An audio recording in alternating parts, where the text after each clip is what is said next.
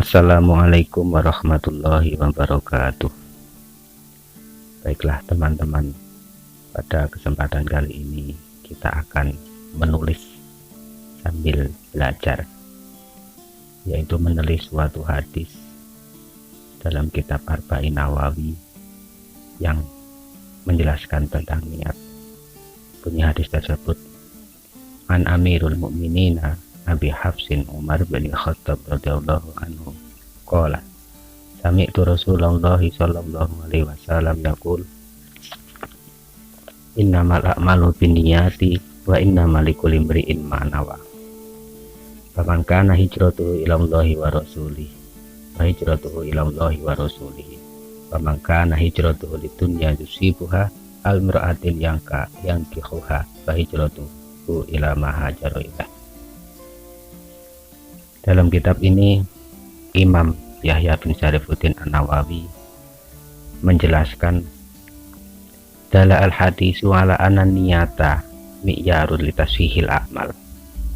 Hadis di atas menerangkan bahwasanya niat itu adalah tolak ukur baik atau tidaknya suatu amal. Maka fahaisu sholahat an-niyatu sholaha al-amalu, fahaisu fasadat fasada al-amalu.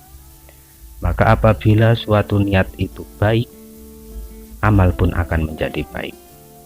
Dan ketika niat itu rusak, maka amal pun akan menjadi rusak. Kemudian wa idza wujida al-amalu wa qaranatuhu an-niyah falahu salah satu ahwal. Apabila suatu amal itu di dalamnya dibarengi dengan niat, maka amal itu nanti akan memiliki 3 tingkah. Yang pertama, yaf'ala dzalika khaufan minallahi ta'ala. Yang pertama yaitu ketika seseorang yang beramal karena takut terhadap Allah Subhanahu wa ta'ala. Tingkah yang pertama ini adalah tingkah ibadah seorang hamba. Kemudian tingkah yang kedua, ayaf'ala dzalika li talibil jannah wa sawabi wa hadhihi ibadatu tijar. Kemudian tingkah yang kedua yaitu ketika seseorang yang beramal karena mengharap surga dan pahala. Dan tingkah ini adalah ibadah seorang pencari untung. Kemudian tingkah yang ketiga, ayaf'ala dzalika haya'an minallahi ta'ala wa ta'diyatan li haqqil ubudiyah wa ta'diyatan li syukri. Yang ketiga, ketika seorang yang beramal karena malu terhadap Allah dan menunaikan hak-hak sebagai hamba dan juga mencurahkan rasa syukur. Wa yaro nafsahu ma'adzalika muksoron, dan hamba tersebut berpendapat bahwasanya dirinya itu seorang hamba yang ceroboh. Wa yakunu ma'a qalbihi khaifan li'annahu la yadri hal qubila amaluhu ma'adzalik amlah.